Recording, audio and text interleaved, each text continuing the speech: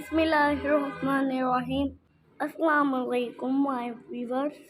आज मैं लेकर आई हूँ आपके लिए बहुत इजी और आसान रेसिपी। ये हमने अमरूद काटे हुए हैं, ये खरबूजा काटा हुआ है, ये स्ट्रॉबेरी काटी हुई है, ये बनाना काटा हुआ है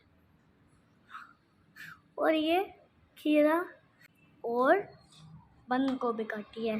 ये है फ्रूट सैलड। आप घर पे बता भी सकते हैं, आसान है, डाइट के लिए बहुत अच्छा है। आप जल्दी बना सकते हैं क्योंकि ये जल्दी वाली रेसिपी है, आप थक भी नहीं सकते।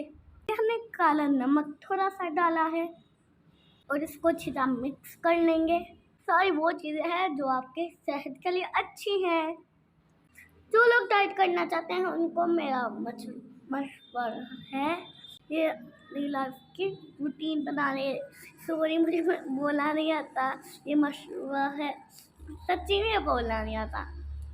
ये खाएंगे आप हेल्दी रहेंगे, स्मार्ट हो जाएंगे, बड़े पतले हो जाएंगे, बहुत खूबसूरत नजर आने लगेंगे। फ्रूट खाने से आपके चेहरे की रंगत सफेद होती है, वो चमकदार और शाइन करने लग जाती है। आपको पता है मेरी स्ट्रॉबेरी बड़ी फेवरेट है।